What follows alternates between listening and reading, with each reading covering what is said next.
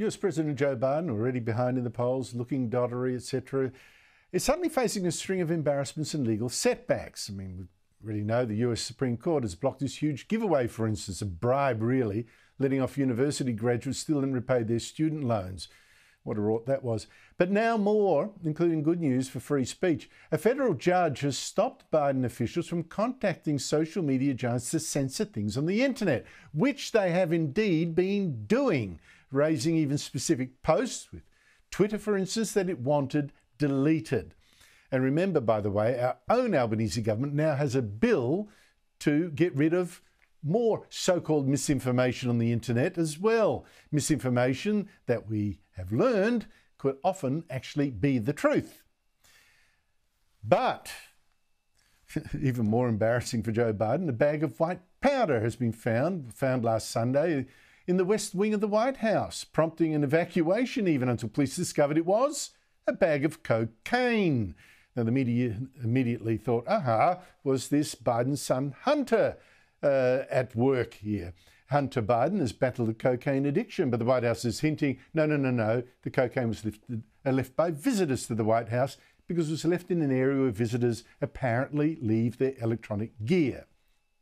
Joining me from Dallas, Texas is Ami Horowitz, filmmaker and commentator.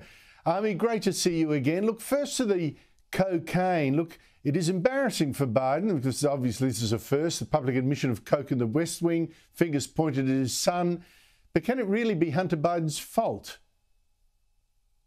No, I don't think so. I mean, it does echo his son quite a bit, but I doubt it was him doing lines in a meeting room.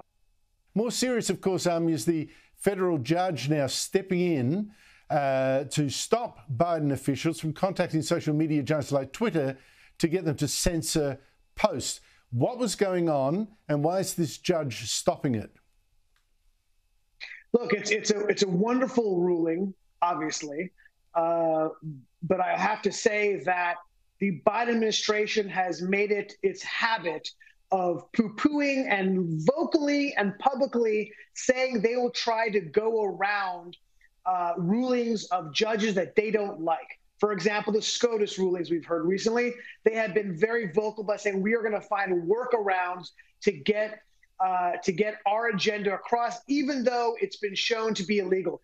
Look, one of the scariest, and this is not hyperbole, but one of the scariest points of my life as an American was during COVID to have our free speech not curtailed, but shut down because of a political perspective. And by the way, needless to say, a lot of the perspectives they were shutting down ended up being true.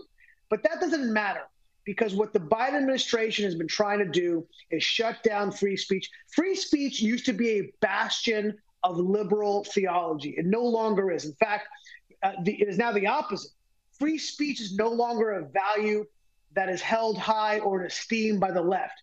And you look at the ACLU as go no further than the ACLU, which is an organization, a liberal organization that during my lifetime has always been, for all its faults, has been a champion of free speech. No longer. They have become anti-free speech, and they are reflective of the left.